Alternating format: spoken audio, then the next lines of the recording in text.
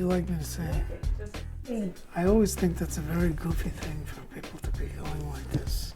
Really? What? Talking about the book? You gotta put it right next to your face. There you go. This is a book about the health impacts of climate change, and it addresses the changes in malaria. The book also talks about solutions to the energy problems that are generating global warming.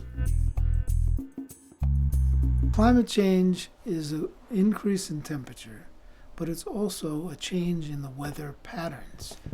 Both the warming and the increase in the extreme weather events have consequences for diseases, and particularly those carried by mosquitoes. What happens in actual fact is, of course, of critical importance to us, but it is not what the models are projecting. The models are not projecting disease, they are projecting the conditions conducive to disease transmission. And those conditions are changing. Due to?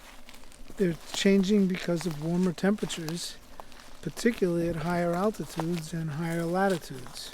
As you move towards the poles, warming is occurring faster than it is in the tropics.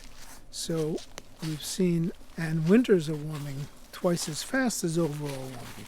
So winter warming at higher latitudes means that some of the biological systems are responding even faster than we project with our models, which are based on average temperatures. Do you want me to talk about healthy solutions? Sure. I'm heartened that health professionals, public health officials are becoming more involved not only in controlling climate-related ills, but in helping to move towards healthy solutions.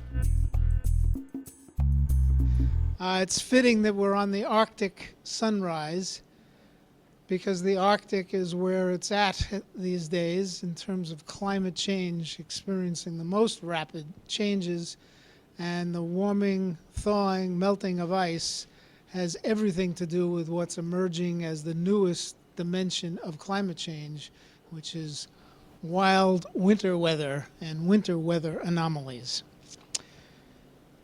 So we need to change our energy infrastructure. It's not an easy task.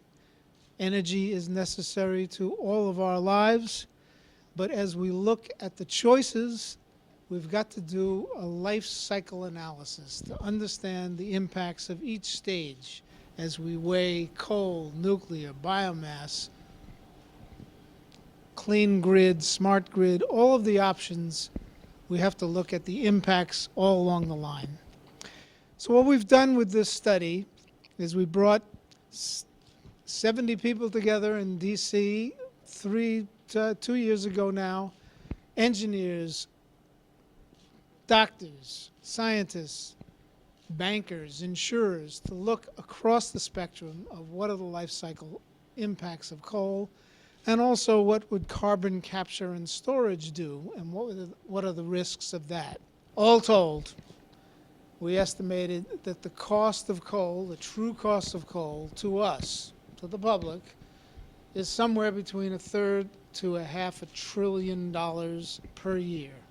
And the insurance industry and the reinsurance industry, like Swiss Re and Munich Re, are looking hard at whether one can insure CCS, carbon capture and storage.